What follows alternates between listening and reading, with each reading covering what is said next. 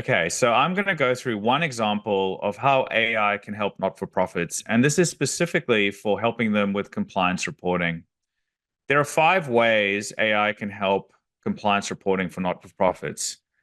The first is in actually gathering the information required for the compliance reporting. Now, this information is typically stored in systems, in emails, in spreadsheets, in people's heads, and getting all of that information out is typically, or very commonly, a very manual process. But what if you could automatically message all the people that need to provide information? They can type it in over Microsoft Teams or over Slack or over an email, and we have AI that automatically interprets all of that information and produces some kind of initial report. So, really automating that whole process. The next step is when you're consolidating that and creating that initial report and highlighting any problems that there may be. So, you may have noticed a very big change between last month and this month, and typically that'd be something someone would pick up manually. Whereas now the AI will go through that data, create a report, and highlight any key problems that it might think it's found. And when it does find a problem, what we can do as well is use AI to try and manage that exception handling process. And often the exception handling process is really just speaking to a bunch of people to try find out what happened. So what if you could automatically message someone, SMS them, and try to find out if a particular event happened that needed to happen, that you needed to report on, and they could reply to it and say, no, it didn't happen. It's been shifted to next week, and capturing that information, marking it off, or then following up again later. So actually trying to map that entire exception process end to end and seeing how much can be automated. The next is ensuring compliance to government standards. So there's a couple of ways AI can help here. The first is your own NFPs interpretation of the government reporting obligations.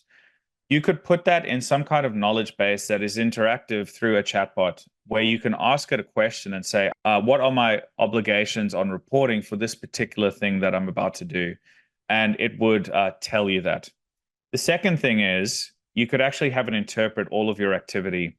So it can tell you, we think that you're compliant in these 9 areas, but there are these 3 areas that we think that you need more information to meet the minimum government standard.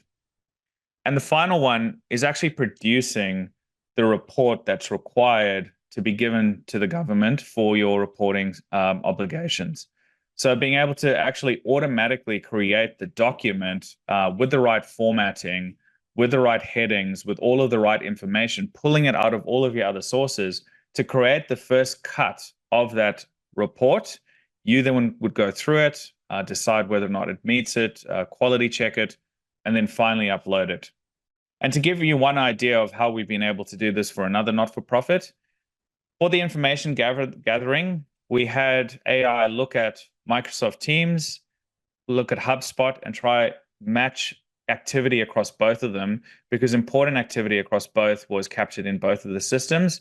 And it was typically a manual effort to try and manage those. So we have AI basically doing that information for us. The next was it would actually create an exception list where activities that were meant to happen weren't recorded as having happened. And we have an SMS that goes automatically to a volunteer to ask them if they'd met with one of their clients. They would reply and say, yes, we did, would automatically then mark that activity off as complete, or no, it was scheduled to next week.